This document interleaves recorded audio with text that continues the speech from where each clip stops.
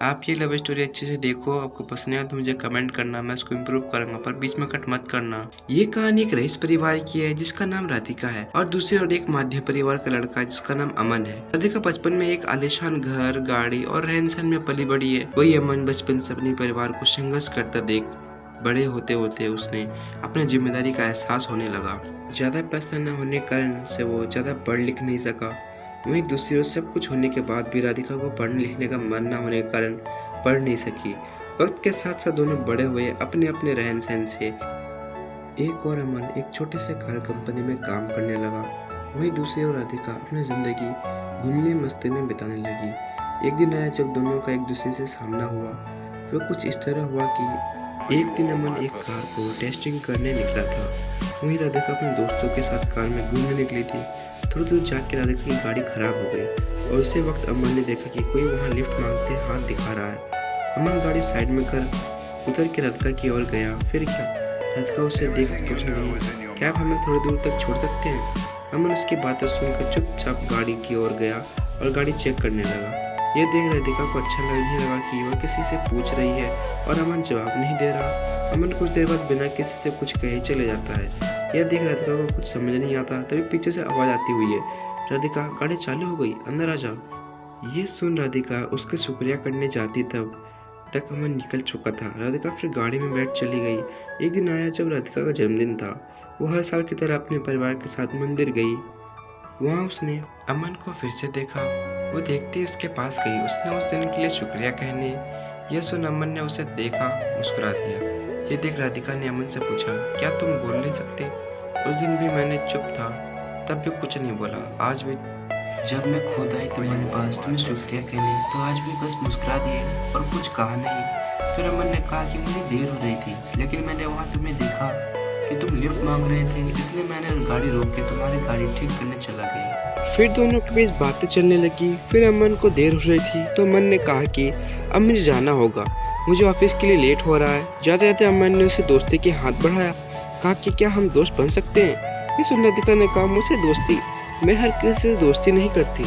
ये सुन अमन ने हंसते हुए कहा, चलो ठीक है, कोई नहीं, वक्त बताएगा कि दोस्ती करते हो या नहीं आप। ये बोल के वो चला दिया और वहाँ राधिका भी अपने घर की ओर निकल पड़ी। कुछ दिनों बाद राधिका और अमन एक मॉल में मिलते हैं। अमन देख राधिका से पूछा, तुम यहाँ कैसे? राधिका देखती हुई, बस यूं ही घूमने के लिए आई हूँ। तुम्हारा आज ऑफिस नहीं है जो यहाँ आए हो तुम? अमन ने कहा, आज बस जल्दी काम खत्म हो गया था तो सोचा थोड़ा घूम लूं। फिर दोनों एक कैफे में गए और बातें करने लगे। राधिका ने अमन से कहा, अपने बारे में बताओ कुछ। अमन हंसते हुए कहने लगा, मैं क्या बताऊँ अपने बारे में, तो बस एक सादा जिंदगी है जहाँ रोज सुबह ऑफिस जाता हूँ और शाम को घर जाके घर का काम करने लगता हूँ। बस फिर खाना खा के सोना, फिर वही सुबह फिर से। फिर अमन ने पूछा, आप क्या करते हो? यह सुन राधिका हंसने लगी और कहा, मुझे कुछ करने की जरूरत नहीं पड़ती, सब बिना कुछ किए ही मिल जाता है, तो क्या करूँगी मैं कुछ। फिर अमन ने कहा, अच्छा है, फिर तो हम बहुत अलग हुए हैं। ये सुन राधिका ने कहा, हाँ अलग तो हुए, फिर भी तुम्हारे साथ बैठी हूँ यहाँ। फिर अमन ने कहा, बैठी हूँ मतलब हम अलग हैं तो सिर्फ रहन सहन से, बाकी हम दोनों एक ही हैं। अगर तुम दिल से किसी के बारे में सोचोगे तो तुम्हें कोई अलग नजर नहीं आएगा। ये सुन राधिका ने कहा, ये दिल कुछ नहीं होता। अमन सुन के मुस्कुराने लगा और कहा, ठीक है, जैसा तुम बोलो। फिर हर कुछ दिनों में दोनों मिलते रहते, बातें करते और अपने घर चले जाते। धीरे धीरे दोनों में बातें बढ़ने लगी और दोनों रोज मिलने लगे। अमन ऑफिस से निकल के मॉल चले जाता और वहाँ राधिका उसका इंतजार करती रहती। फिर एक दिन राधिका ने कहा कि मुझे एक पूरा दिन तुम्हारे साथ रहना है, देखना है कि क्या करते हो तुम पूरा दिन। फिर एक दिन अमन का छुट्टी था ऑफिस का, तो उसने राधिका को मिलने के लिए बुला लिया। फिर अमन हमेशा की तरह पहले मंदिर गया, फिर वहाँ से आने के बाद मैदान गया जहाँ छोटे छोटे बच्चे खेल रहे थे। वहाँ अमन ने उनके साथ खेलने लगा। फिर कुछ देर बाद अमन वहाँ से आश्रम गया जहाँ वो हमेशा लोगों को खाना खिलाता, उनका कुछ देर देखभाल करता, फिर चला जाता। फिर वहाँ से निकलने के बाद अपने घर आया और अपने माँ को बिठा के घर का बचा हुआ काम खत्म किया। फिर रात हो गई और उसने राधिका को घर छोड़ आया और कहा, ये रहता है मेरा छोटा सा दिन और यही है मेरी आम जिंदगी, जहाँ जितना हो पाता है मैं उतने काम करने की कोशिश करता हूँ। ये सुन राधिका बिना कुछ कहे चली गई और पूरा रात सोती रही। ऐसे भी लोग हो सकते हैं जहाँ अपना छोड़ दूसरे के बारे में इतना सोचते हैं। और एक मैं हूँ जो आज तक अपने माँ बाप की मदद तो दूर, आज तक पूछा भी नहीं कि वो कैसे हैं। वो करते क्या हैं, ये सब सोच की जरूरत थी जो उसे समझे, प्यार करे। और राधिका को सच्चाई की एक जिम्मेदारी की जरूरत थी जो उसमें अमन ने दिखा दिया।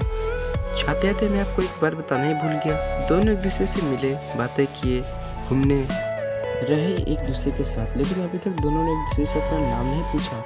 ना अमन ने कभी पूछा कि आपका नाम क्या है, और ना ही राधिका ने अमन से कभी उसका नाम पूछा।